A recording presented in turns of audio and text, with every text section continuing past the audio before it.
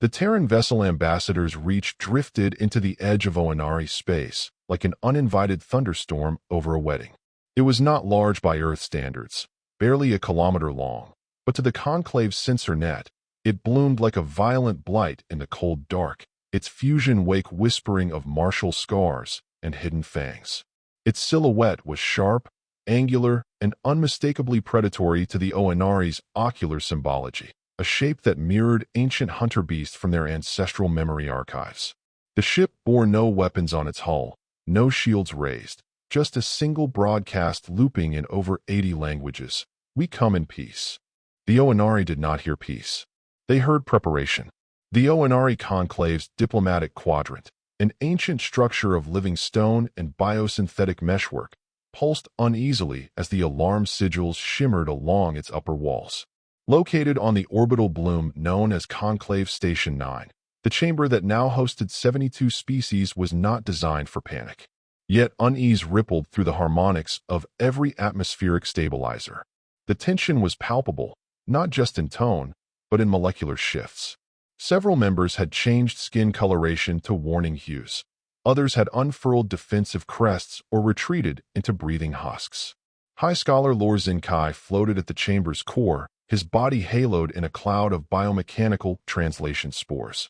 His species, the Zelrothi, communicated via scent tones and pheromone flux, making him both the oldest and most respected adjudicator among the Conclave's ranks.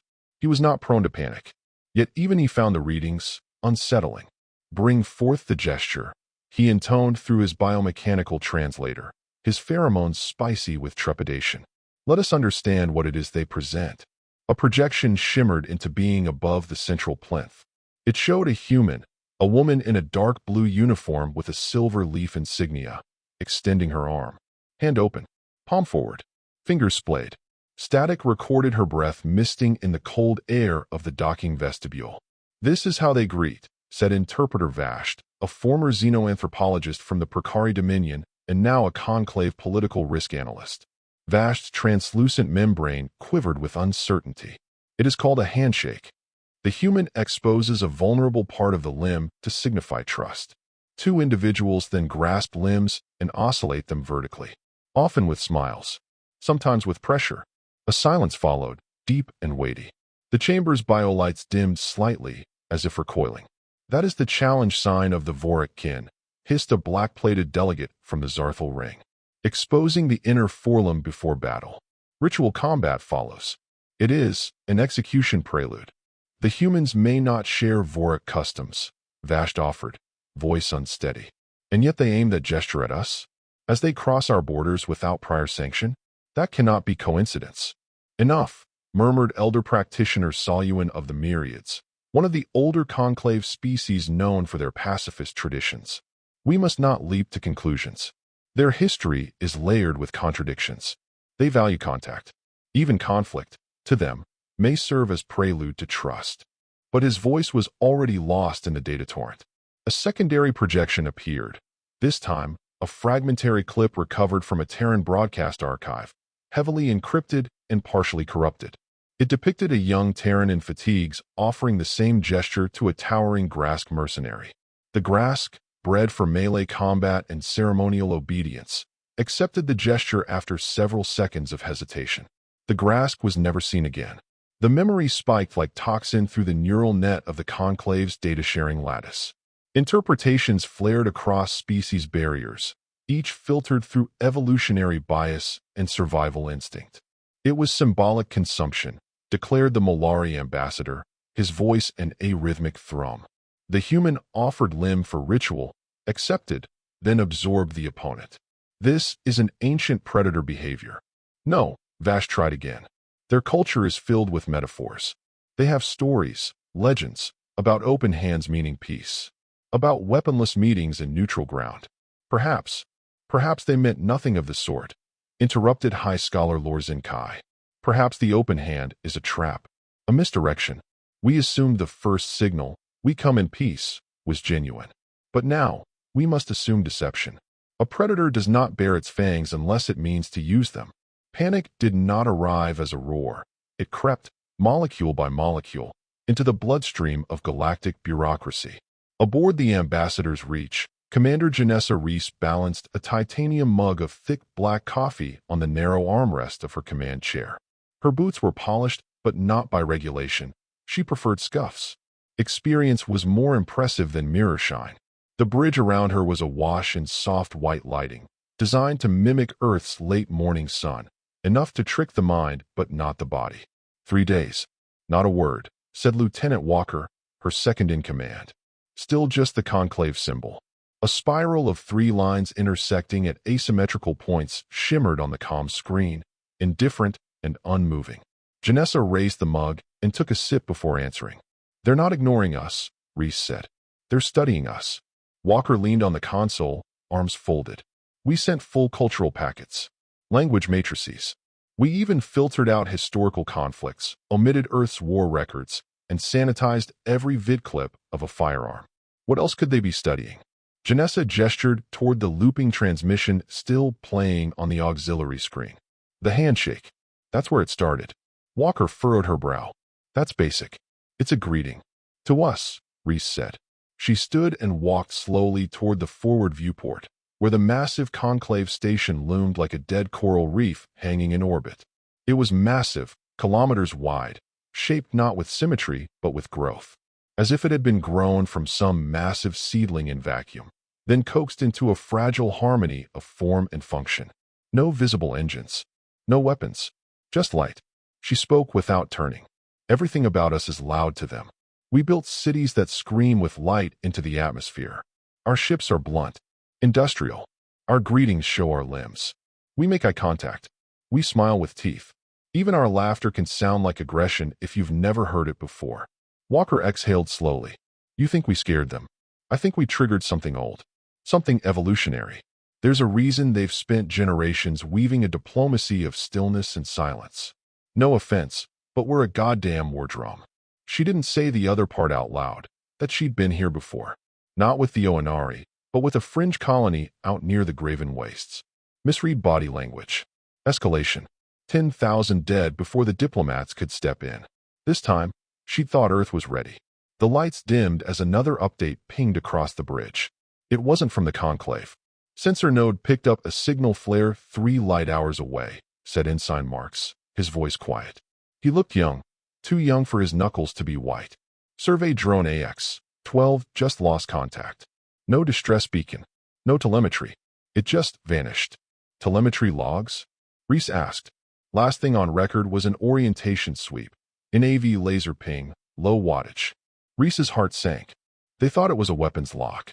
Walker's mouth opened, closed, then tightened. What's the fallback protocol? Send level 6 to Earth. Confirm eyes on contingency. Reese turned slowly, every muscle in her shoulders tensed.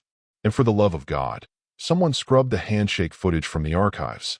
Effective immediately. Walker hesitated. Ma'am, that's an escalation flag. No, Reese said quiet and firm. That's us telling Earth we've just declared war, by accident. On Conclave Station 9, the war horns of the Onari were not trumpets or bells. They were gravitational pulses transmitted through the deep frequency channels of the conclave lattice, detectable only by species that had evolved to feel pressure differentials in their organs. Fleet movements began. Coded signals spread across 5 arms of the spiral arms. Ancient ships stirred. Dreadforms and seed vessels, once inert in orbit around long-dead stars, began awakening. To the galaxy, Earth had issued a threat, and the galaxy, in terror, would answer. Far from the tensions of policy and translation misfires, in the old university city of Thessaloniki, Earth, a group of language theorists began dissecting the first few phrases of the conclave's prior responses. It would take them another week to understand the Onari phrase for consumptive ritual. It would take 2 to realize that the conclave believed Earth's handshakes were death oaths. But by then, fleets were already moving. And Janessa Reese was already preparing to play humanity's most dangerous card. Let them believe the nightmare. Let them fear what isn't true. Because survival in the galaxy didn't come from being liked. It came from being understood, as a species too dangerous to provoke. A misunderstanding had crossed the galaxy, and humanity, outnumbered and outgunned, was about to weaponize it. The first Terran vessel ever destroyed in Conclave space was a drone no bigger than a refrigerator. It didn't carry a weapon. It didn't broadcast any threats. It didn't even have shielding. Just a low-power navigational laser and a solar panel sail that glittered like brushed silver against the star's light. It had been mapping gravitational anomalies in the Perseid Corridor, an old trade route now designated neutral buffer space. But the Onari defense systems had no context for that. Their sensors interpreted the NAV laser as a targeting ping, an invisible knife tip held to the throat of galactic diplomacy. So they fired. The drone died without fanfare. A burst of light, a ripple of vaporized ceramic and carbon, and then nothing. But the signal it left behind, its last, tiny burst of thermal radiation, hit Earth's deep-watch satellites like a slap across the face. Within minutes, protocol threads triggered. Eyes on contingency. Level 6 classification. And at the center of the storm stood Commander Janessa Reese, staring at the fading telemetry with something colder than shock. She'd seen war start for less. "Patch me through to the Terran Diplomatic Corps," she said, voice low, measured. Lieutenant Walker nodded, already working the console. Encrypted burst going out. 5-minute bounce. They'll have it before breakfast. Reese stood motionless at the viewport. The Conclave station still hung out there, distant and beautiful, its luminous outer structure refracting the gas giant's pale light. But now, she couldn't help but see the shape of something older, less like coral, more like teeth. She felt it settle in her chest. The stillness before a scream. The call reached Earth at 4:42 a.m. Universal Time Coordinated, routed through Luna Command before hopping down to the Black Spire in Geneva, where the Terran Diplomatic Corps kept their war room deep beneath the surface. Director Alina Hargreaves was already awake. She rarely slept, but the moment the encryption cleared and Janessa's message played, she poured herself a double shot of espresso and ordered a full staff scramble. The chamber, normally used for slow-burn negotiations and cultural decryptions, shifted in moments into a theater of response. The phrase "declared war by accident" was not one she encountered often. By 5:30 a.m., a dozen embassies received Tier 2 elevation notices. Orbital defense platforms near Jupiter and Titan went live, hums of energy blooming like invisible flowers across Earth's long-shadowed sky. A series of weather monitoring satellites, quiet sentinels in the Kuiper Belt, reconfigured to full-spectrum intercept mode. They weren't going to strike first, but they weren't going to blink either. Earth had learned long ago that survival didn't belong to the meek. Meanwhile, on Conclave Station 9, the incident was already being woven into the lattice of interpretation. The Onari defense delegates released a public broadcast. Terran targeting systems have violated neutrality. Conclave Defensive Action 9B was executed with proportional response. Proportional, of course, being relative. The grass called it a warning shot. Their historical relationship with humans was colored with fire. An incident at Relax Mouth 2 centuries prior had left entire moons cracked in half. They didn't want a war, but they wanted to look like they did. The Chalnari, whose culture revolved around ritualized conflict, saw Earth's silence as psychological warfare. They began staging martial demonstrations outside their orbital enclaves, duels carried out in full view of Conclave sensor nets. The VRO Cull, a mathematically inclined species who remembered all things and forgot none, remained notably silent. They had no counselor on the emergency board, but their archival SynapseNet showed a spike in query activity related to Terran military history. Not everyone agreed. In the lower chambers of the Onari Interpretation Guild, a lone scholar, a Trinity named Shaolin, watched the footage of the human drone's final telemetry in silence. Her species saw emotion as part of pattern recognition. She studied the humans not just for their tactics, but for their contradictions. "This is not escalation," she whispered into her translator. "This is panic management." A child screaming in the dark. No one responded. They never did. The guild listened. But the council decided. In a private chamber beneath the conclave's diplomatic atrium, High Scholar Lor Zin Kai convened with the 6 core species representatives. It was an informal quorum, an emergency node designed to bypass the slower rhythms of full council procedure. They hovered, slithered, or perched in a rough circle, surrounded by adaptive bioluminescence shifting to accommodate their various ocular spectrums. The humans have not responded militarily, Lorzinkai rasped. Yet, said the grass delegate. They lie in wait, just as they did before Relex's mouth. That incident is centuries old, the Molari ambassador replied, clicking mandibles. And it was provoked. The Terran ship was fired upon during a harvest festival. 4 moons were shattered, the grass growled. After 3 direct warnings were ignored, replied the myriad representative, their multiple voices murmuring in chorus. Lorzinkai gestured, and a hollow projection lit the chamber, fleet vectors, gravitational ripples, the residue of the drone's vaporized hull. The humans interpret our silence as threat, yet the destruction of their craft will not go unanswered. The question is not if they reply, but how. What would you propose? Preemptive pressure, said the Grask. Mobilize fleets to their neutral corridors. Let them know we will not be devoured quietly. Or give them what they expect, murmured the Molari, and become the monsters they believe we are. There was no vote, no formal motion, just the steady drift of consensus built on shared fear. 12 conclave battle groups began silent repositioning. Their engines were cool, their transmissions innocuous. But the vector paths, patterned around choke points in Terran colonies, screamed intent. Janessa Reese read the pattern 2 hours later. Her command AI, Lucerne, traced the fleet adjustments into a predictive schema. They're boxing us, Reese said.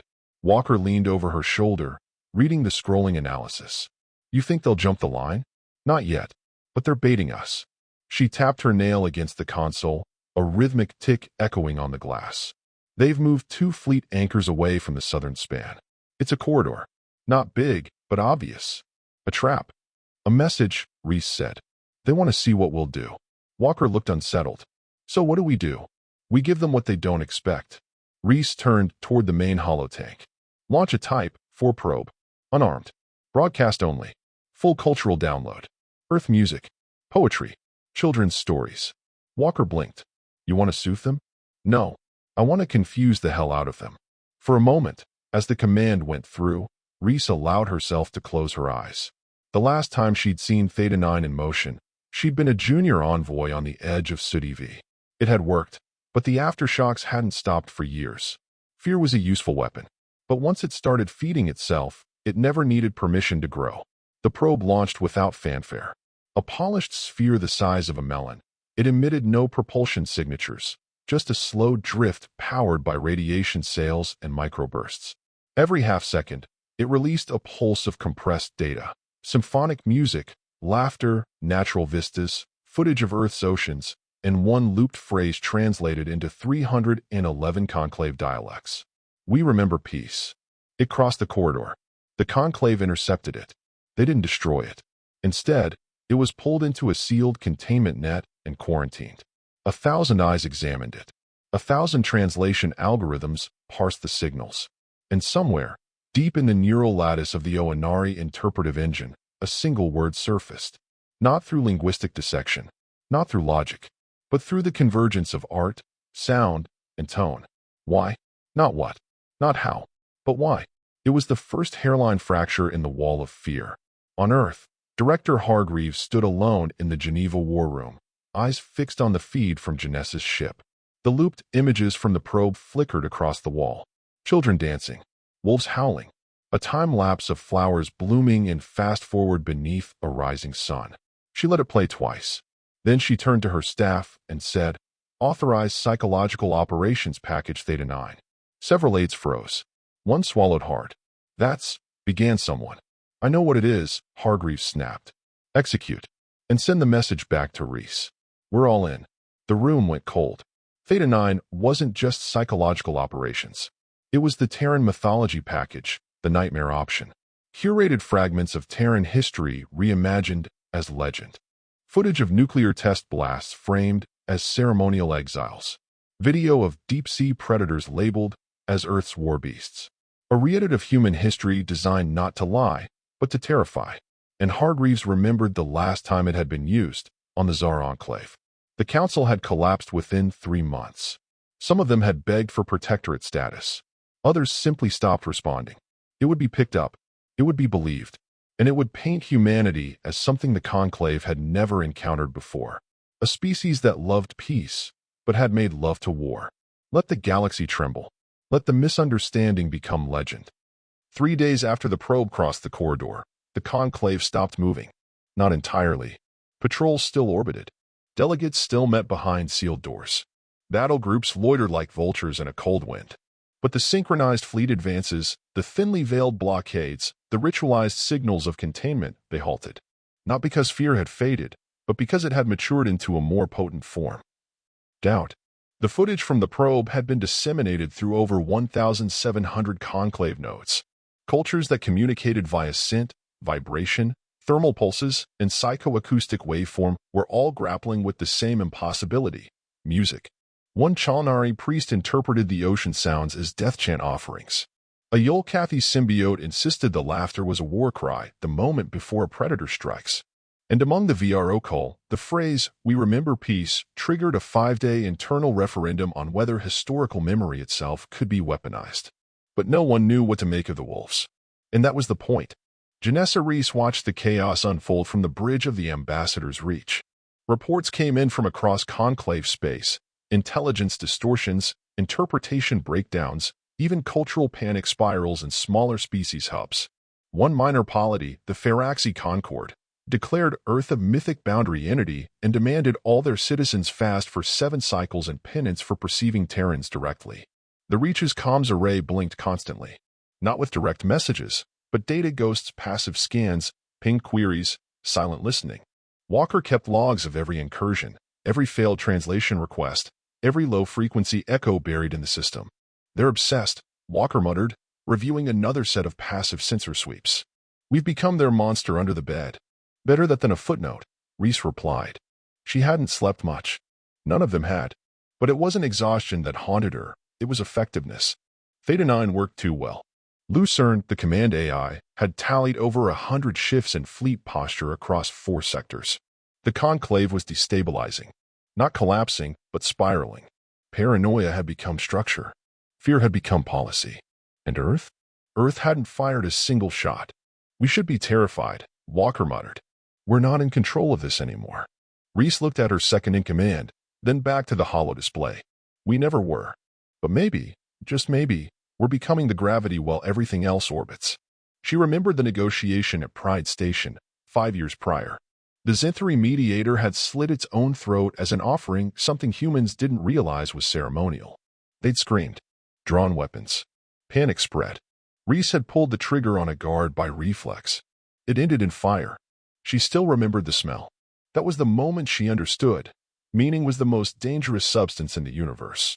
In the fungal-lit caverns of the Myriad Enclave, deep beneath Conclave Station 9, an ancient council of multi-body beings gathered in silent communion. The Myriad, composed of billions of coordinated neuroorganisms, processed time differently. Their analysis of Theta 9 was slow but profound. Their conclusion, spoken in unified voice over 2 hours. The Terrans are not lying. They are not threatening. They're revealing. In the sublayers of the VRO Cold Thought archive, a flagged report triggered a cascade query. A backlogged Theta 9 file had been skipped by most interpreters. It was tagged as low violence, high emotion. The footage showed a man climbing into a burning building to rescue a stranger. Primitive audio. Smoke. Screams. Then silence.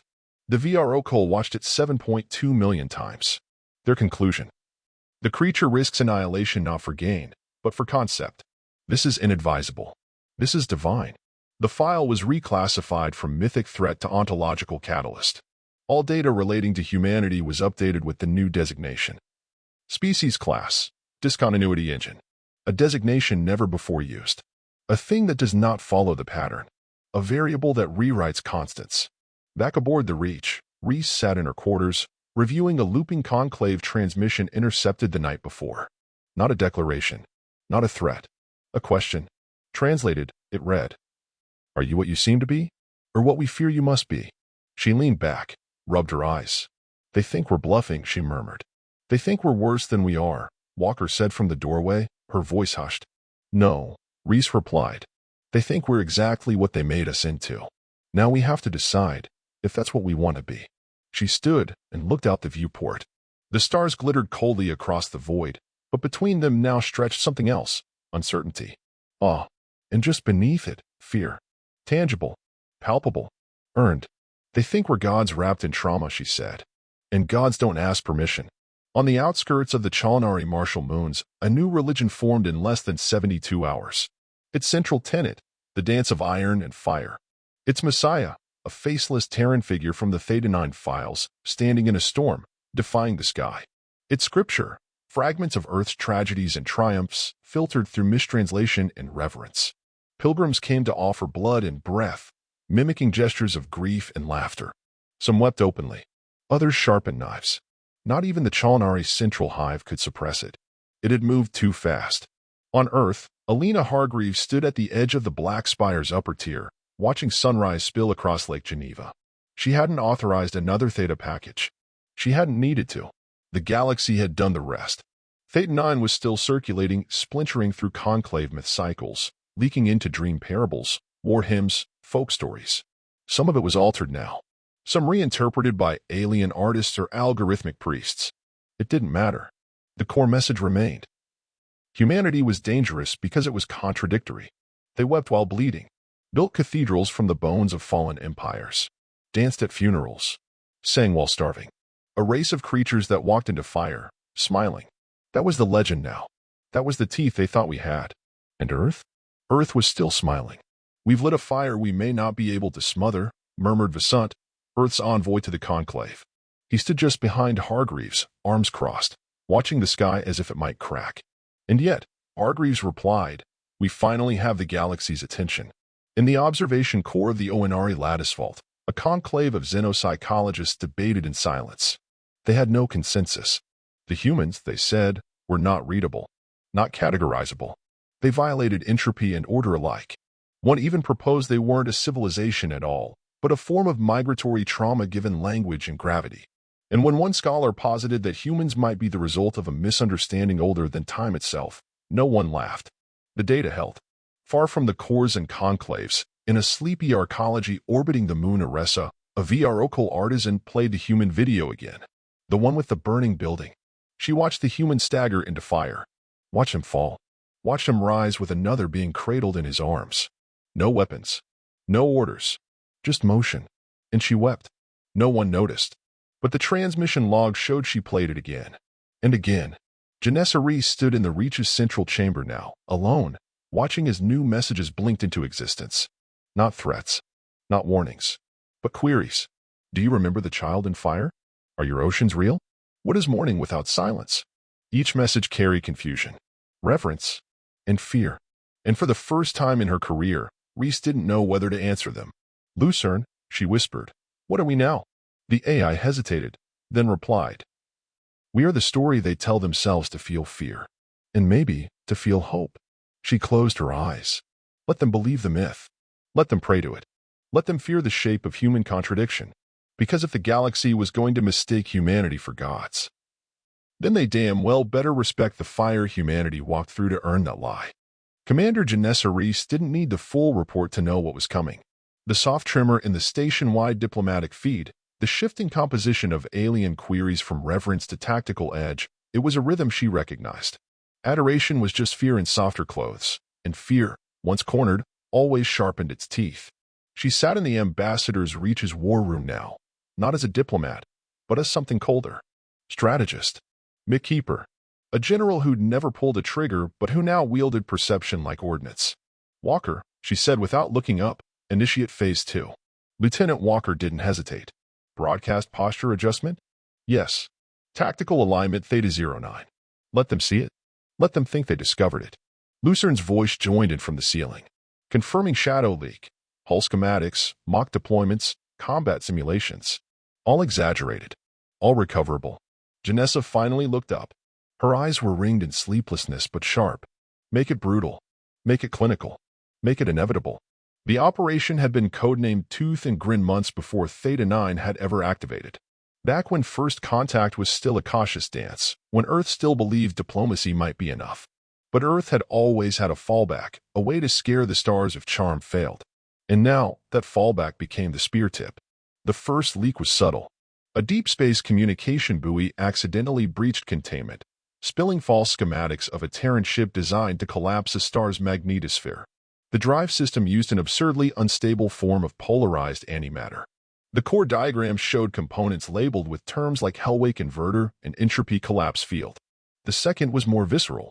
Helmet cam footage of a Terran armored unit deploying in sub-zero vacuum while laughing, as one soldier dragged a bloodied comrade to safety with one hand and fired a mass driver with the other. The soldier's voiceover had been carefully edited to say, "We don't fear the cold. We built it." Neither clip was real. Both were believed. The conclave erupted. Within hours, panic maps began blooming across the galactic net. Entire sectors reported brief outages as alien systems redirected processing power toward predictive simulations.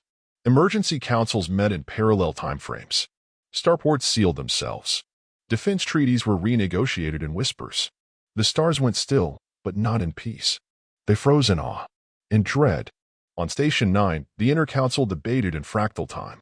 17 timelines of future human interaction were simulated and collapsed within 4 hours. The outcome was consistent across all but one. Humanity escalated only when cornered. And when they didn't win, they ended. What kind of species writes extinction into its own countermeasures? Hissed the Grask representative, exhaling steam through his plated nostrils. The kind that smiles when it's burning, whispered the Molari. High Scholar Lorzenkai did not speak. He watched the flames of mythology fed oxygen by Earth's silence. Watched as even his own advisors began to repeat phrases from Theta 9 as gospel. And worst of all, he found himself believing them. He inhaled a stabilizing mist of pheromone filtration compound, trying to slow the shift in his own bias matrix. They cannot be what the stories say, he thought. No one can. But even certainty began to feel like theater. In orbit around the dead world of Heskah, a group of war-hardened Zarn pilots intercepted one of the Tooth and Grin packages. The Zarn were older than Earth by 500,000 years. Their culture was forged in the crucible of predation and attrition. They were the last apex species of a world that had extinguished all others. They reviewed the simulated footage, tracked the false fleet movements, assessed the bluff. And still they paused. The Zarn were not cowards. They had burned hives, shattered moons, survived the Atarn collapse. But what they saw in the humans was something different. Not just capacity. Permission. The humans had given themselves permission to be monstrous when the line was crossed. There was no council approval, no blood right, no slow build to war. Just intent. And a smile. And there was no known counter to that. Back aboard the Reach, Reese watched the reports roll in. Intercepts. Crashes and morale among Conclave Vanguard fleets. Spontaneous desertions from low-tier alliances. Theta 9 was myth. Tooth and Grin was prophecy. And both were working. Still, she said nothing. Only drank her coffee, slow and deliberate. Walker finally broke the silence. Do we stop pushing? Reese didn't answer right away. She walked to the viewport instead. Looked out into the cold dark. A flash, brief, unbidden. A memory. Her brother, face lit by the amber glow of shuttle fire. A humanitarian envoy to a Vithari colony. He never made it home. No one knew what insult had been perceived, what misaligned gesture had triggered the panic. Only that 37 Terrans had died. Reese was 23. That was the day she learned fear was a language and Earth didn't speak it well enough. Then, softly. No. We push until they beg us to stop. Walker swallowed. And what if they don't? Reese turned back, the faintest smile on her lips. Then we show them how wrong they were to hope we would. On Earth, beneath Geneva's steel-shadowed skyline, a private session of the Security Council convened. Admiral Tovey, head of orbital strategic readiness, stood with arms crossed as Director Hargreaves explained the continued propagation of Tooth and Grin. This is unsustainable, Tovey growled. Legends don't hold formation. Sooner or later they'll test us, and if the bluff breaks. It won't, Hargreaves said coldly. Because it's not a bluff. It's who we are when cornered. Then God help us all, Tovey muttered. In the neutral archive cluster orbiting a binary sun, a conclave-affiliated historian named Shor Heil began compiling a new classification. The doctrine of mythic warfare. She recorded 25 instances of Terran bluff-based psychological escalation. She noted a pattern. In every case, the bluff ended with a surrender. But the Terrans never confirmed if it had been a bluff. She annotated her final entry with one phrase. Belief is a battlefield. The Terrans do not fight on it. They own it. Elsewhere, on a station named Viril's Wake, where cultural monitors watched media feeds from a dozen human channels translated into conclave dialect, 2 interpreters quit their jobs without explanation. Their final report stated, We have begun to dream in Terran terms. We no longer know what is theater and what is intent. The station went dark 2 days later. In the Conclave Shadow forums, a phrase began to circulate. No one knew its origin. No species claimed it. But it appeared in 100 languages overnight. Do not wake the Terran god. It smiles with blood in its teeth. It was not a warning. It was a prayer. And far above it all, from the lonely prow of the ambassador's reach, Janessa Reese read the final intercept of the day. A transcript of a Zarn battle scribe's ritual chant. When the Terran laughs, step aside. When the Terran mourns, flee.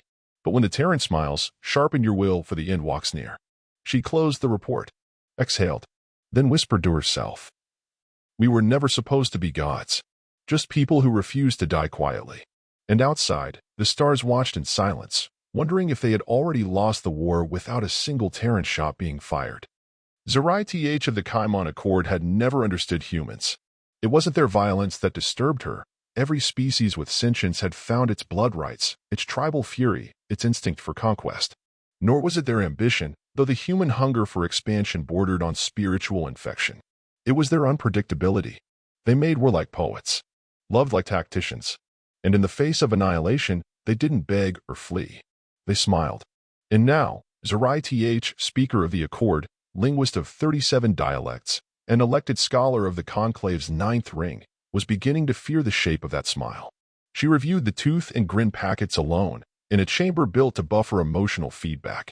A chamber of silence and frost, kept cold enough to keep thought sharp. The hologram spun in front of her, fragmented Terran broadcasts. The soldier in the vacuum. The schematic for the entropy field. The slow, methodical laugh stitched into background static. She knew half of it had to be fabrication, but knowing made it no less effective. The myth had become vector, and vector had become doctrine. Beyond the frost glass, Kaimon's twin stars cast overlapping rings of light against the distant horizon, their pale arcs bleeding through the station's ultraviolet shielding. Zerai watched the horizon split like an open eye. Beauty was often the precursor to revelation in her culture, but today it felt more like an autopsy. Her mind wandered, unbidden, to the earliest Terran footage the Accord had archived. Humans running into fire, not away. Humans singing in bombardment shelters. Humans burying their dead and then returning to the battlefield. Zerai had dismissed it at the time. Cultural drama. Contextual anomalies. Selective propaganda. Now, she wasn't so certain. Now, it looked like the beginning of a pattern. The Accord was fracturing. Not politically, not yet, but spiritually. Belief structures, once defined by harmony and mathematical serenity, now rippled with strange disturbances. On frontier moons, civilians were painting Terran phrases in conclave dialects, mantras of defiance. Smile like fire. Entropy is our cradle. The Terran instate. Entire educational clusters had begun referring to Earth not as a world, but a concept, the final variable. There were carvings. Songs. A new instrument tuned to mimic the human voice had emerged in the southern orbitals of Rakyen. Its first performance had driven 2 high-thought monks into voluntary silence. In one coastal colony on the ocean world of Saurix, a group of instructors were arrested for replacing planetary history lessons with lessons from Earth's recorded mythos. The children had begun reciting fragments of the Terran Declaration of Independence in Kaimon dialect, calling it the Oath of the Unburned. They hadn't even signed a treaty with Earth. And yet Earth already ruled the edge of their dreams. Zerai left the analysis chamber at sunrise cycle and made her way to the Accord's deep cabinet, a rotunda of whisper chambers reserved for existential deliberation. The hall was carved from logic-grown basalt, veined with bioluminescent root membranes that pulsed in time with her heart rate. It had been designed to still the mind, but today it only made her more aware of the pounding in her chest. 7 voices awaited her: historians, diplomats, 1 military preceptor, a neural lattice economist, and her. The humans have not acted with violence, said Preceptor Doran, scales glinting like polished jade beneath the chamber's soft starlight. They have offered no overt challenge. We should not provoke a reaction. They don't need to challenge, Zerai said. They have offered themselves as the reaction. That's what Tooth and Grin is. It's an invitation to believe Earth is inevitable. Then let us not believe it, grumbled the economist. We do not cede rationality to myth. Zerai turned to her, sharp-eyed. You're already using Terran language, speaker. Seed. Rationality. Their root structure. Their framing of truth. The infection is deeper than belief, it's syntax. A silence passed, not one of disagreement, but of comprehension. "Have we confirmed any actual weapon?" asked the lead historian, her voice tremulous. "Have we identified a fleet capable of what they claim?" Zerai flicked her claw across the control node, revealing the simulated projection Earth had allowed the conclave to intercept. "No, but belief in the projection has already moved fleets away from 3 frontier lines. They do not need the weapon, only the idea." Doran shifted in his seat, the plates along his arms tightening. "We are not cowards." "No," Zerai said gently. "We are rationalists. And rationalism is vulnerable to what cannot be disproven." Across the chamber, someone exhaled in that uniquely Kaimonian way, through the membrane slits that signaled ancestral uncertainty. The council adjourned in unsettled consensus. Zerai did not. She remained alone in the chamber after the others left, tracing her talons over the old wood of the council bench. This bench had held the weight of 1,000 generations. Debated first contact, war, surrender, renewal. And now it trembled. For a moment, she pressed her forehead to the wood, letting the cold soak into her brow. The tears came before she registered them. Slow, involuntary. Her breath hitched, once. Then again.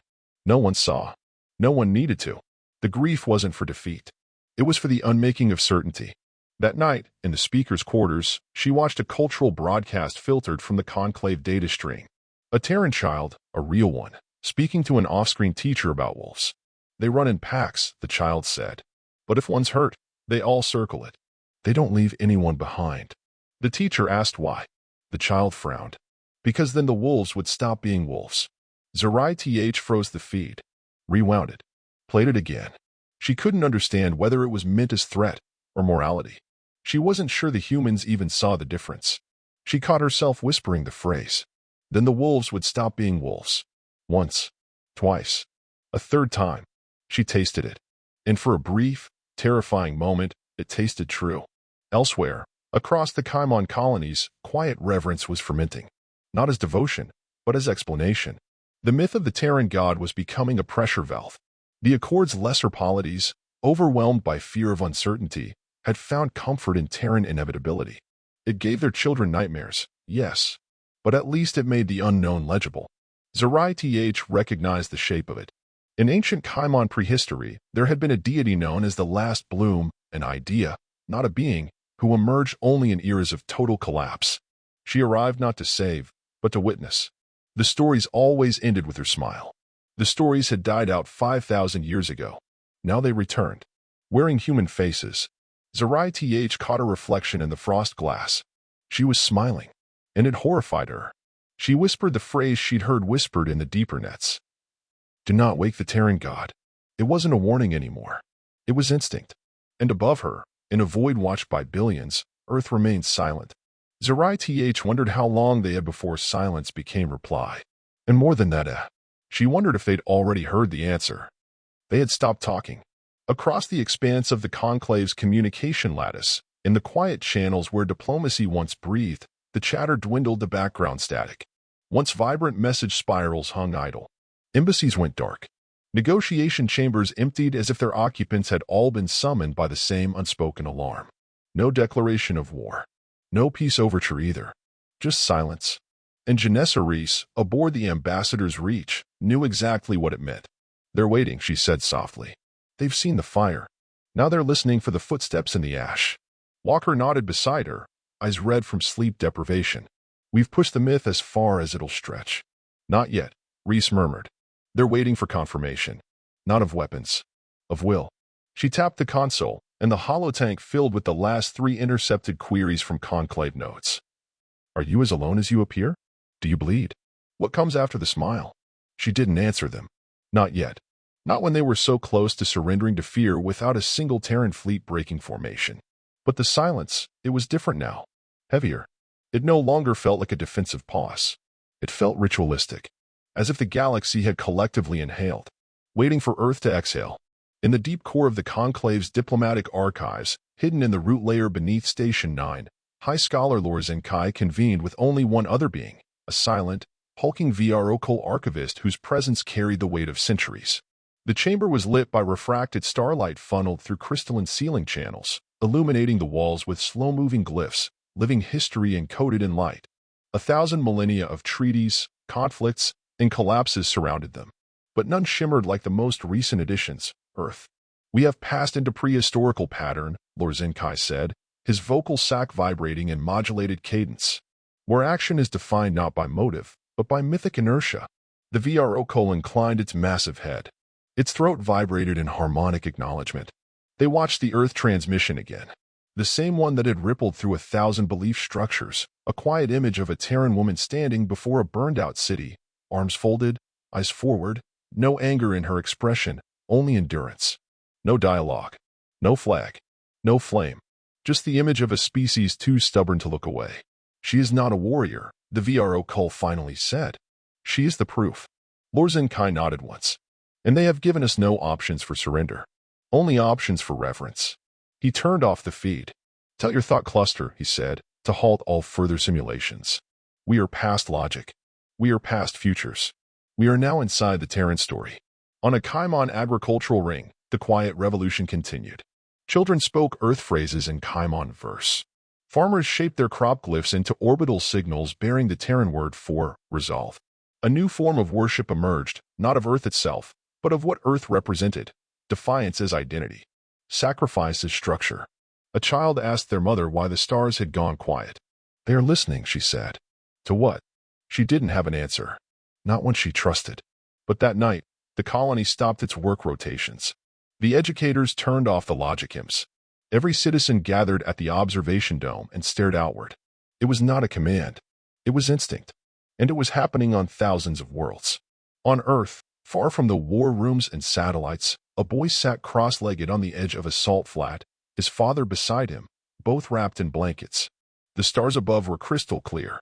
"Why is it so quiet?" the boy asked. "Because they're waiting," the father replied. "For what?" "For us to decide who we are." The boy leaned into his father's side, watching the sky. "Do you think we'll be kind?" His father was silent a long time, then said, "I think we'll be honest." They said nothing more.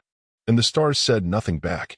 Back in the mountain-shadowed command facility beneath Denali, Director Hargreaves stood in a darkened observation room, watching the same silence unfold on the system-wide feeds. Every conclave hub, every border channel, every outer diplomatic node. Dead air. One of her aides turned to her, voice tentative. "Is this a standoff?" "No," Hargreaves said. "Then what is it?" She watched a distant satellite relay an incoming visual from the outermost edge of the Centauri expanse, a still image, time-stamped, uncorrupted.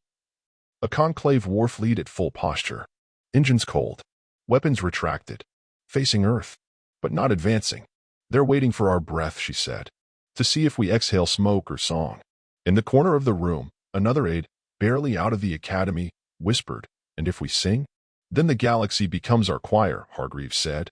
"And if we burn, they become our funeral pyre." She didn't smile. She didn't need to. In the orbital station parliament, Humanities Interspecies Liaison Hub, a diplomatic envoy from the Delkhari Combine requested an unprecedented emergency audience. He entered the chamber already kneeling. Reese watched via uplink. "I speak for my people," the envoy said, body trembling under his filament cloak. "We do not seek alliance. We seek instruction." His voice cracked. "We have watched the stars fall silent. We have seen your myths woven into our data. Our youngest believe Earth is a lesson. Our oldest believe Earth is a reckoning." He lifted his gaze. "Teach us. Not how to fight. Not how to win. Teach us how to become the thing they already believe we are." In the chamber, no one interrupted. Not because they agreed, but because they understood. Reese stood alone now, eyes fixed on the blank stretch of space outside the viewport. Lucerne spoke softly in her ear. "We've received another signal." She turned. "Another bluff to intercept?" "No. A single phrase. Unencoded. No encryption. No timestamp. Show me." The holotank flickered. A message rendered in raw conclave pulse syntax. "We are afraid. Show us why we should be." Reese stared at it. For a moment, her expression broke, just a crack in the steel. She whispered, "I wish you hadn't asked." She turned to the center console, fingers steady. Her voice dropped to a register used only once before. "Lucerne," she said aloud, "initiate phase 3. And the stars held their breath. Because some silences are not meant to be broken. Some are meant to be answered. Phase 3 had no official name. No official objective. No outlined contingency document signed in committee. It had been born in whispered meetings and old war games, in corridors where analysts spoke with haunted eyes and generals pretended to forget what had been agreed. It wasn't war. It was witness. It began with a message, not broadcast, but allowed to be found. A signal embedded in a decaying orbit around the burned-out shell of Outpost Haven 17, an old Terran refueling station annihilated during the Vithari misfire.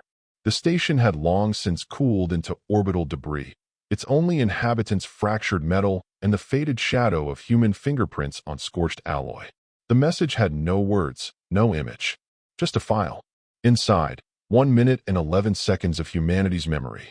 Footage, uncut, taken during the evacuation of Bloodra Prime. The feed was shaky, recorded by a helmet cam from an engineer too busy to focus the lens. Children clinging to soldiers with smoke in their lungs. Engineers carrying wounded civilians into dropcraft they knew wouldn't make it. A nurse injecting herself with stabilizers so she could stand upright for just 6 more minutes. Blood in the snow. Screams drowned in wind. Then the audio, a voice, soft and off-key, reciting an Earth nursery rhyme in the background. Stars above and soil below. If I fall, let someone know. If I rise, let someone see. The thread of hope still holding me. The message corrupted 3,000 archival AIs. Not through code, through grief. On the 5th moon of Ilex, a conclave singer known for decoding cultural stress events collapsed mid-chant. Her mind froze in recursive sorrow. Her handlers, trained in trauma containment, wept with her. In the Kaimon Accord, children stopped speaking for days. Not out of fear, but reverence. They began forming circles and humming the rhyme. Never taught it, never instructed. As if memory had traveled faster than the file. In the VRO Col synapse banks, a logic array collapsed from recursive emotion tagging. 3 centuries of lattice programming rendered inert by a single unsimulated moment of altruism. On the Grask war forges, where soldiers were grown rather than born, the birthing vats went dark. No command had been given. The forge mines simply stopped. And in the Chalnari martial enclaves, duels ended mid-strike. Combatants lowered weapons not in surrender, but in confusion. They had trained to fight fire. They had not trained to watch it burn with beauty. Back aboard the Ambassador's Reach, Reese stood in the comm chamber as Lucerne cycled a dozen reaction feeds from the probe's passive trail. Conclave interpretation teams are frozen, Lucerne reported. 10 clusters are non-responsive. 6 are debating internally. VRO Col signals are down to passive harmonic bursts. And the rest? Reese asked. We don't know. They're watching. All of them. Walker stepped in, her face pale. They thought Phase 3 would be a show of force. It is, Reese said. Just not the kind they expected. She watched as the signal was pulled into the primary Chalnari listening hive, where emotion is turned into combat syntax. She watched it stall. A system designed to turn fear into violence now paused in something it did not recognize. She waited. Then came the answer. A silence deeper than fear. Reese stood alone for a moment after Walker left. She stared at the still image frozen in the data window, an engineer carrying a wounded child through smoke. Her breath caught. She had known that man. Torres. He'd trained with her. Always smiling. Never once believed he'd live to see Earth again, but never let anyone else believe it. She closed her eyes, just once, and then stood straighter. In the Denali Command Center, Hargreaves stood motionless as the data streamed in. All external probes were being passively mirrored. No conclave nation dared reroute or block the stream. Anything from the outer colonies? She asked. Just one, said an aide. Station Aridel. Read it. The aide cleared his throat. We lit candles at dusk. Not for mourning. For witness. Whatever humanity is, we want to remember how it looked the moment we understood. No further data followed. Another aide whispered, Do we respond? Hargreaves turned to the wall display. The Earth symbol, the oldest variant of it, from when they first entered space, glowed above an empty star chart. No fleets. No orders. Not yet, she said. Let them carry the silence a little longer. Let them feel its weight. In the city of Porto Santiago, on Earth's Atlantic coastline, civilians gathered in an open plaza by instinct, not direction. Candles lined stone steps. Children sang the rhyme softly while drones hovered overhead, transmitting it live. Some wept. Others stared upward, hands clasped. The broadcast reached 70 conclave worlds. No commentary, no context, just the sound of Earth remembering itself. On the far world of Rhythex 9, a Delcari child wandered alone into a field and looked at the sky. When her parents found her, she said simply, "I had to hear the song." No one had told her there was a song. But she wasn't wrong. The phrase, the rhyme from Bledra Prime, was now echoing in dreams. Across species, across sectors, not translated, not taught, just present, as if it had been waiting inside them, dormant. Anthropologists called it contagion empathy. Rees called it proof. In the orbital station parliament, a second envoy from the Delcari Combine arrived. Not an official, a poet. He carried no papers, only a single line of verse, inscribed in the shared Terran/Conclave code for ceremonial offerings. "You bleed into stars and do not drown. Teach us how." The chamber fell into silence. Not from fear, but from awe. An Oanari delegate fainted. A Kaimon archivist placed both hands on their face in a gesture of sacred contradiction. No one spoke. No one could. Somewhere on the edge of conclave space, a rogue signal broadcast itself into deep black. No receiver waited. It simply spoke, repeating the phrase now etched into the hearts of billions. "Do not wake the Terran god." It does not scream. It sings. And for the first time, galaxies away, the conclave felt not only fear, but reverence. Not of the human weapon, of the human spirit. The silence didn't end. It transformed. From fear to reverence. From reverence to reflection. And from reflection, something more dangerous began to bloom: ambition. For the first time in conclave history, fear of a species did not lead to containment or annihilation. It led to imitation. On the Kaimon research world of Valthun, entire academic departments were converted into what the Accord began calling echo labs, facilities not designed to study humans, but to emulate them. The halls once filled with harmonic computation models now pulsed with rudimentary Terran art. Color, chaos, joy. In Lab 17C, neurologists rewired their cognitive emulators to mimic emotional recursion, trying to feel what humans felt, not simulate it. Feel it. One researcher, a post-sequence scholar named Yelvier, broke protocol. She injected herself with a pulse wave trigger coded to Terran grief response. Her peers screamed, tried to shut down the wave, but she stabilized. Her body trembled. Her fronds curled inward. She collapsed, sobbing into her claws. Her last words were not a scream. They were, "I see it now. I see it." She was not restrained. She was carried out in silence, as if she had touched divinity. In a VRO cold decision lattice, 3 high-priority directives were suspended indefinitely. The algorithms could not continue. Their reason, emotional paradox due to Terran exposure. One AI, designated Orbifold 12, had been built to track emergent strategy vectors across nonlinear timelines. It short-circuited not from complexity, but simplicity. One line broke it. They help when they shouldn't. They fight when they must. They die for those who don't know their names. Orbifold 12 didn't crash. It wept. The system displayed a message for the first time since initialization. This is not inefficiency. It is grace. I must recalculate the soul. It has not spoken since. On Earth, the myth was finally acknowledged. In a stone-walled chamber beneath Geneva, Rees, Hargreaves, and other senior EarthGov officials sat at a round table. No pomp, no heralds, just the hum of filtered air and the weight of consequence. No one called it a victory, because the war hadn't happened. Only the awakening. Rees spoke first. "We've become the story they tell their children. That makes us powerful. It also makes us responsible." Admiral Tovey, never one for restraint, scoffed. For what? Their fear? Their reverence? Their panic? No, Hargreaves said quietly. For their next step. Because whether they kneel or rise, they're watching us now for what to become. Tovey leaned forward. What are we supposed to be? Saints.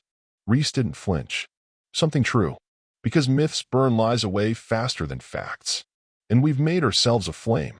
They all fell silent. The weight wasn't military. It was moral. Earth had become the axis.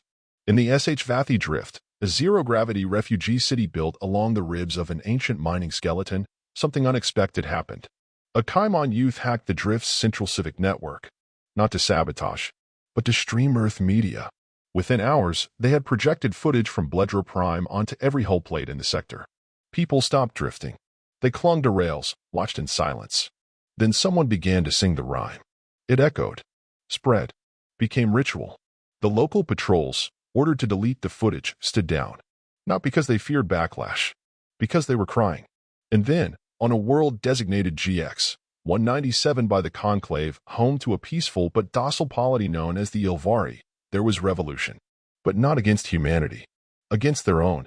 The Ilvari were consensus-bound, generationally instructed to avoid confrontation.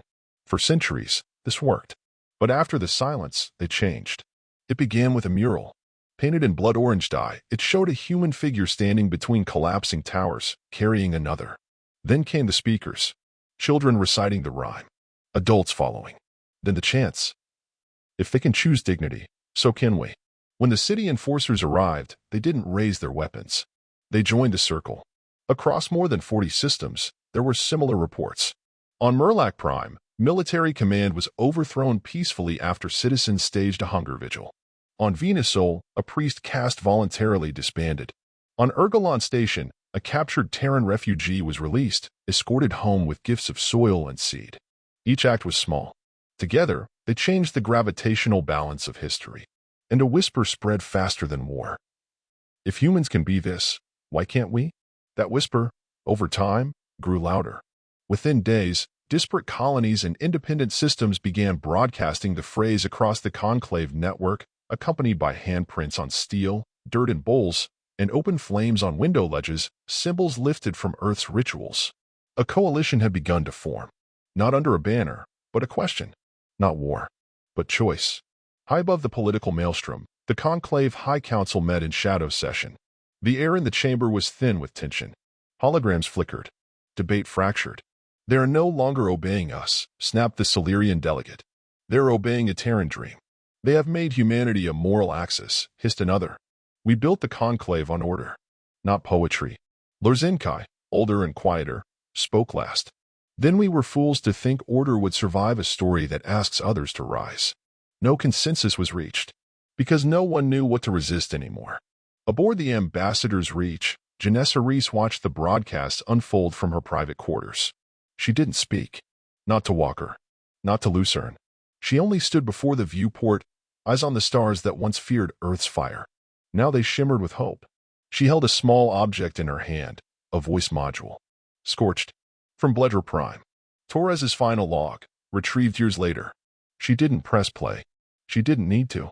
Reese exhaled and muttered only one line. Hope's the sharpest blade we've ever forged. And she wasn't smiling in triumph. She was warning the galaxy.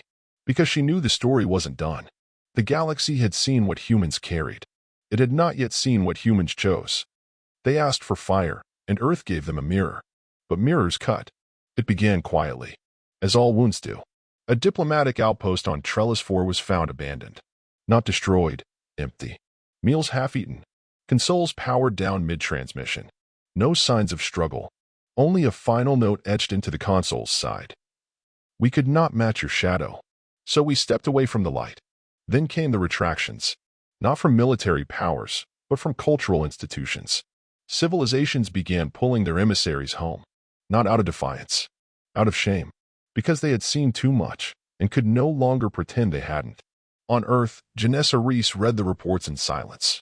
She stood atop the Terran Memorial Plateau, where the names of the fallen from every interstellar incident were carved into obsidian monoliths. Some were diplomats. Some soldiers. Most were neither. Wind swept the high cliffs. Clouds moved slowly across the steel-colored sky. She ran her fingers across the name Torres, Nathaniel. Her hand trembled. He believed, she whispered. Walker approached quietly. It's spreading. Faster than expected. Not just mimicry now. Not just uprising. What then? Walker hesitated. Extinction. Of what they were. Reese didn't respond. Because part of her wasn't sure whether to mourn or to brace for what would rise in its place. She reached into her coat and removed a thin voice modulator, charred at the edges. Torres's. She hadn't played it. Still wouldn't. But she held it tighter. In the VRO primary cradle world, the city of Shalinker throbbed with unrest. A mother wept after her son changed his designation. Chose a Terran name. Refused the ancestral rites. He carried a burned Terran flag like scripture. His skin had been stained with earth tone pigments, swirled like old war paint. We were architects of logic, she said to the media, and now we are acolytes of their grief. Her words became a poem, her pain a broadcast. Half the sector joined her son. The other half began burning their libraries. At the great repository, fire was set to ancient scroll spheres. Elder archivist Nerda tried to stop them. This is not cleansing. This is forgetting, he shouted. A student, his former pupil, pushed him aside. We are starting over, she said. Without the weight. Nerda knelt in ash. The scroll in his hands flickered one last Terran line. Memory is not burden. It is spine.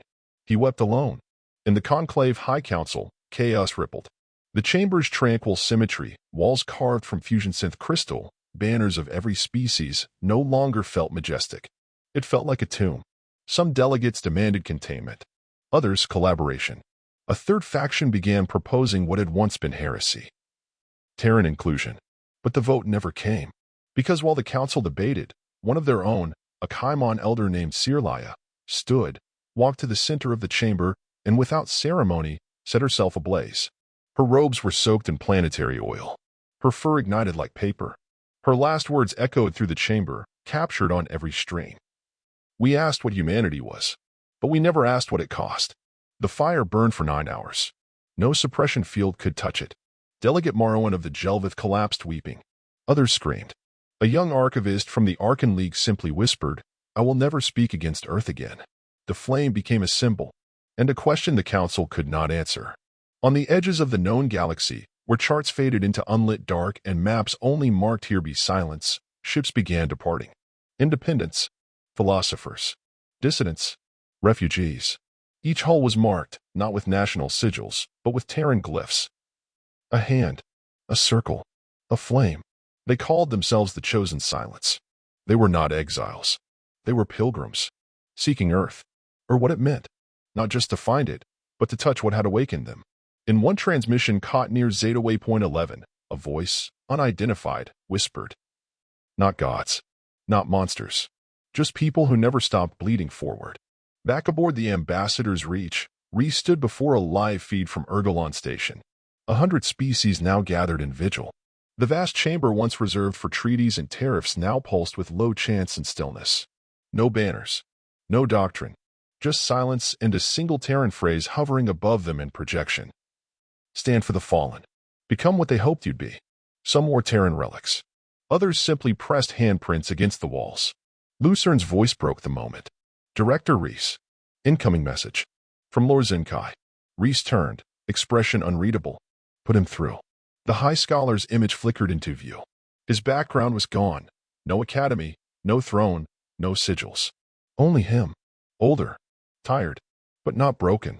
I was wrong, he said simply. Reese raised an eyebrow. About what? About who the threat was. He paused. And who the savior might be.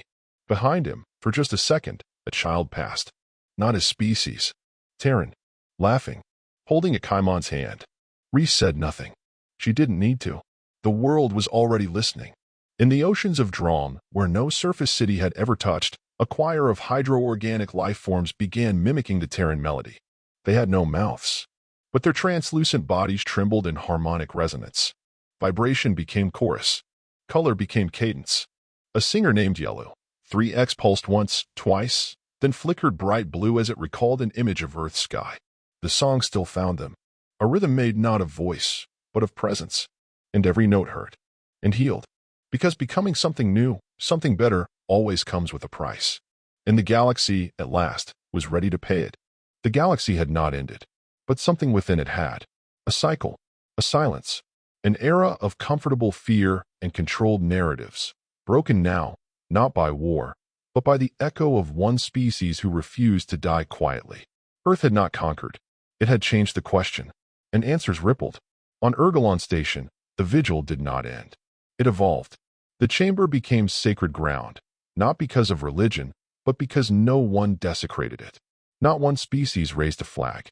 Not one traitor dared commercialize the rhyme etched above the dais. They simply came. To sit. To listen. To remember what they almost became before they remembered what they could be. A delegation from the outer Narathel cloud arrived in silence. A dozen fluid-bodied beings who communicated by harmonic exhalation. They could not speak Terran words, but they sang the rhyme in air ripples and ultraviolet light. And every translation came back the same. Stand for the fallen. Become what they hoped you'd be. One visitor from the Ulash migration cult sat at the base of the projection for 7 planetary cycles. When asked why, she replied, "Because even in silence, your dead still teach." In the Conclave High Council, debate ceased. Not from collapse, from relevance.